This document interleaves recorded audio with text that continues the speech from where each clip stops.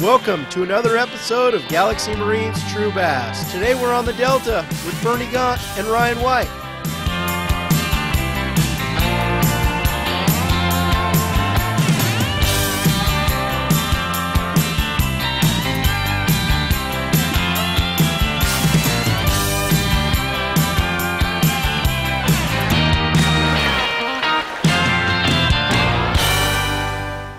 Hi, I'm Ryan White with Galaxy Marine. Today we're back on the California Delta, midsummer, with Bernie Gaunt. And today we're, well, you tell us what we're doing. Well, I got the privilege of fishing with Ryan White today. From what I understand, he is a Delta rat, a fish magnet. So this is going to be really interesting. But what we're really doing is I'm actually practicing for an upcoming tournament. And we're trying to relocate some new fish. What we're going to do today is go to a place called Big Break. It's a big open flooded island, and it's been windy down here for about the last 10 days. So this is the first really break in the wind that we've had, and it's 2 days without wind. So the water's kind of probably going to clear up down there, and it's the fish haven't been bothered by fishermen because they haven't been able to fish it. So we're going to try some different things down there, a lot of top water, and see how things work. You want to go fishing? Let's go get them, man. Get 'em. Let's get them. Well, this is Big Break. This is a point. There's a bunch of current that comes all the way through here, and a lot of big fish hang out on this point. One of the biggest fish I've ever seen on the Delta, we hooked right here. So we're just going to give it a little stop real quick and see if we can get one to eat some top water here. For the top water baits, you got to the surface temperature has to be up pretty high. It's got to be at least in the mid to upper 60s. Right now we have 70, 72. In the afternoons it get up to 74. In the fall though, you can fish topwater baits later in the fall than most people think, because they're used to feeding on top. In the spring, they're not used to feeding on the top, so it takes a little bit longer. The water has to get a little bit warmer. There's food out here. There's got to be a bass somewhere nearby. Hey, Bernie, is this water usually this dirty this time of year? When the wind blows out here, the weeds, they grow up in as the tides move in and out, they filter off the dirt that's in the water. But when the wind blows, all that dirt gets washed off, and so the Big Break will just get muddy. You can almost plow it. But with a couple days without any heavy winds, it clears up real fast. It's just a couple tide changes and it's clear. All right, Bernie, I see you're throwing something crazy there. It's white, flapping along the top. This is just a crawdad imitation. It's just when there's not a lot of ripples on the water and you want to, it's basically a buzz bait, but when you don't have a lot of ripples on the water, you want a quieter bait. And this suffices. It'll go through weeds, it goes over mats. It's kind of a combination between a frog and a buzz bait.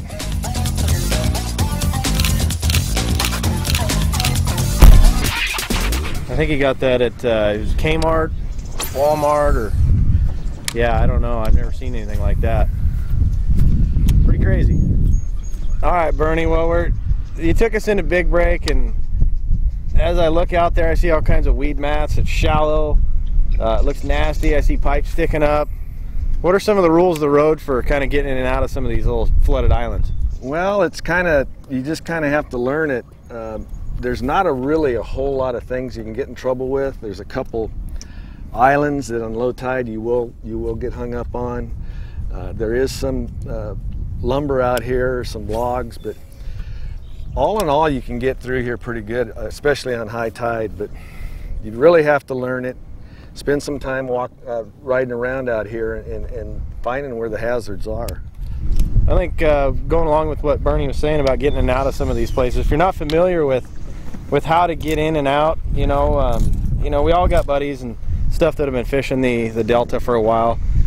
Just hitch a ride with them, go out fishing with them, have them take you in and out of these places, because it'll cut the learning curve down. they tell you where to go and where not to go. You know, it might save you thousands of dollars in hull damage and prop repair and all that stuff. So let them make the mistakes of hitting it and then telling you where not to go. We're going to make a move. We're going to go over into some skinny water. You can only get in this area on high tide. We've got high tide is coming up in about another hour, hour and a half, but it's not going to get real high, so we can't spend a whole lot of time in there, but we're going to give it a try. It's all full of grass. There's grass everywhere. A lot of ambush points. There's actually a creek in front of us here.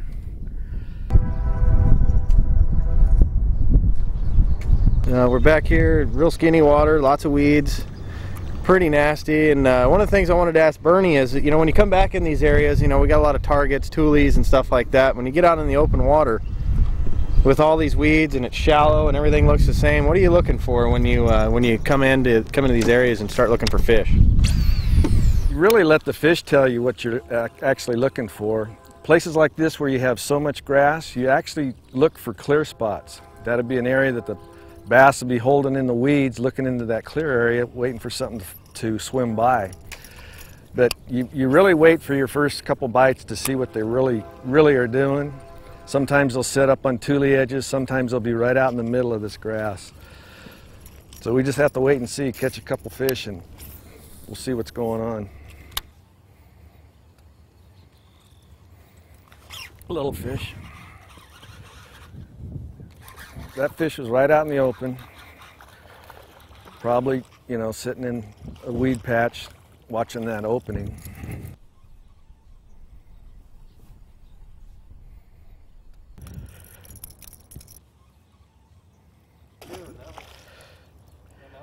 One thing about, you notice there's only a light ripple on the water. I'm using a really small buzz bait, small profile.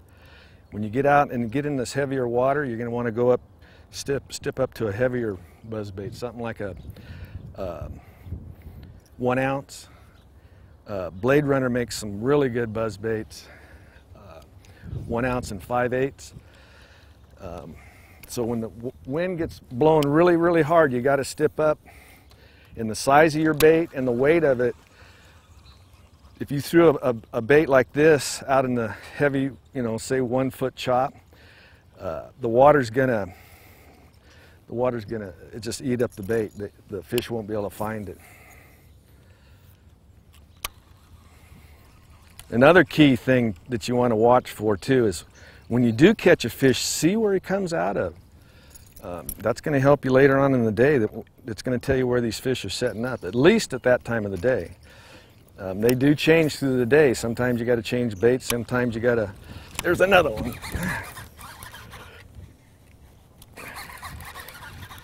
That one's open water. These fish are not set up on the tules. They're out in the open. Another little fish.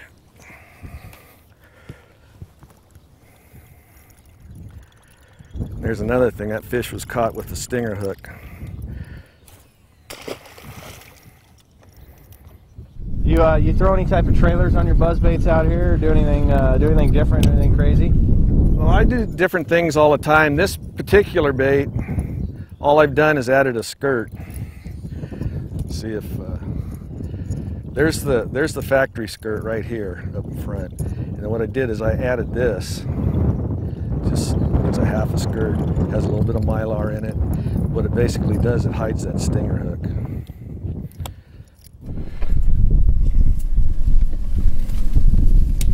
It's a Minn Kota.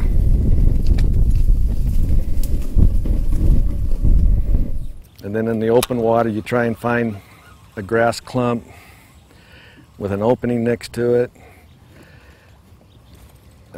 And sometimes it depends on how active the fish are. Sometimes it has to be on only one side of the grass. They'll set up and they'll only be watching one direction. If they're real aggressive, it won't matter. Today it seems like they're fairly aggressive. We just haven't found very many fish yet. One thing I have noticed in the last couple of years is that after a full moon, which we had a week ago, the fish seem to like to feed on top more.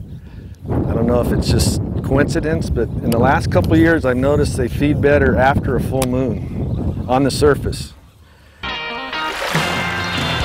We'll be right back.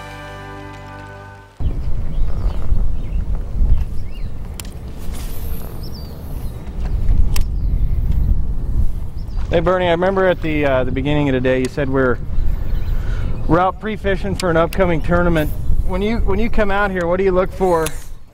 Well, the way to really pre-fish the tournament, if you're looking at the tide, is to fish 2 weeks earlier. Every 2 weeks the tide's going to repeat itself. Each day the tide's going to be 50 minutes to an hour later each day. So if you figure it out, every 2 weeks the tide's going to repeat. One thing that you really need to have is a tide chart and learn how to read it. That's really important on the Delta, for the simple reason is if you fish the weekend before for a tournament, you're going to have just the opposite tide. Oh, another miss.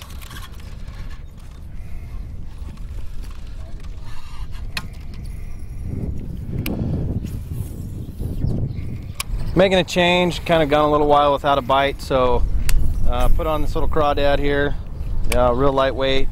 Same setup I was throwing that horny toad on, just switched baits, and you know, little Texas rig deal with a big 5/0 hook. It's pretty versatile. You can put all kinds of baits on it. Do all kinds of stuff. So just not getting any bites anymore. Bernie's had a few short strikers, so just trying to switch it up, do a little pitching, a little flipping, hit these little clumps, little weed pockets and stuff, a little shade next to them. Just try to get a fish in the boat. Had a little dry spell, so I just want to catch one. We're sneaking up on him. Oh, he had to say something.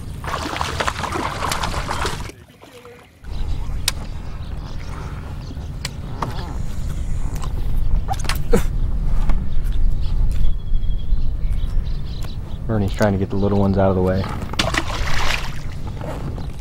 Well, we haven't caught any big fish. I'm trying to find, you know, the 4, 5, 6 pounders. Right now it doesn't look that good. The tide is just about stopped now, so it's a little bit slow. That's why I'm flipping. They weren't hitting that buzzbait very good. They just kind of coming up and slapping at it. So we slowed down a little bit, flip them a little bit, see if we can get a couple fish doing that. There's some here, but they don't seem to be very big.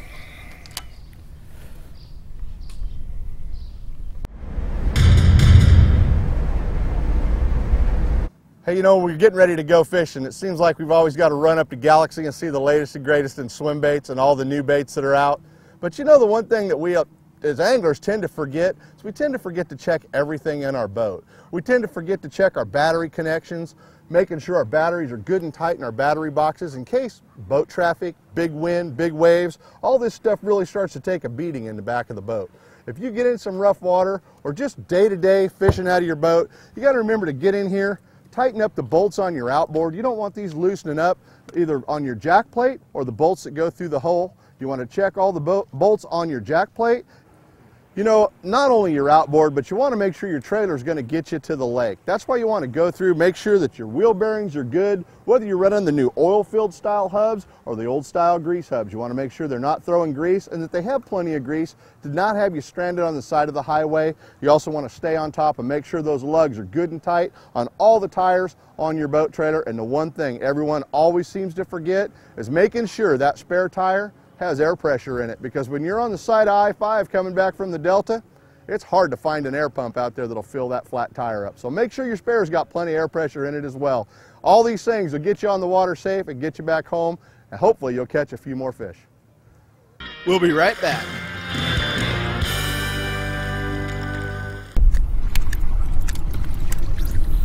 Switch it up, throwing a Wake Junior or a baby Wake Junior.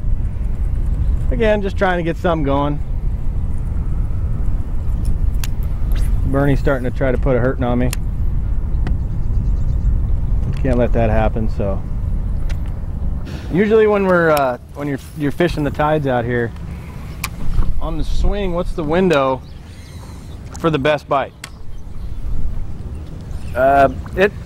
It could be as long as 2 hours on both sides of it.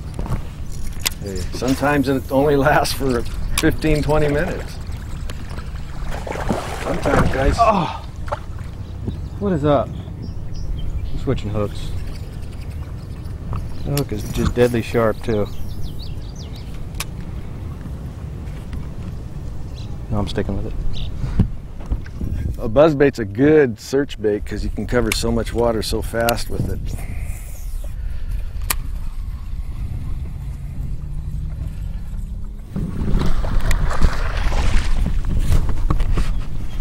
I'm not losing this one. You got one in the boat? I got one in the boat. I can handle it.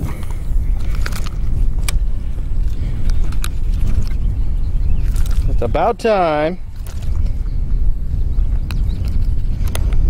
After going 0 for 4 on the bites, we got one in the boat. Need some pliers for that dude. Little Delta bass. Sold in stores everywhere, top secret. Crawdad.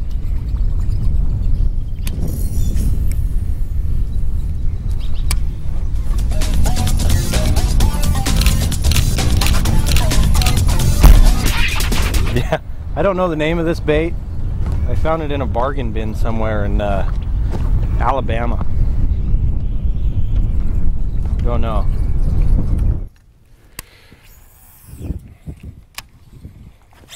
There we go.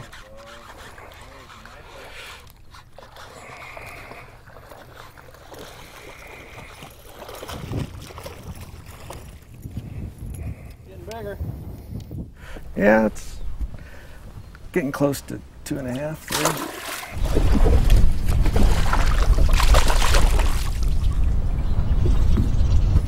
Little ones aren't.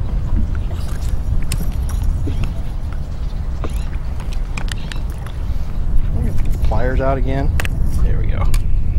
Another little Delta bass. Can't let Bernie catch all the little ones. I got to join in the fun.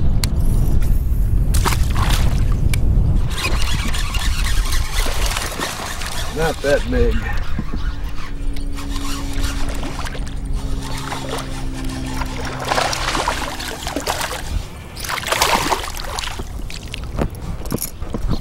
Dark one. Dark mouth? Dark mouth. He was fun though, little guy.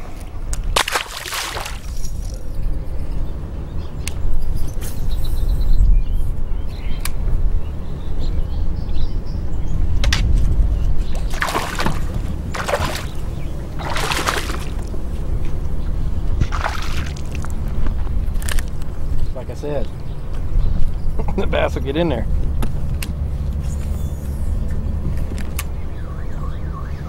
That little Delta bass. We'll take them. All right, we started out this morning throwing some wake baits and basically stayed with the top water.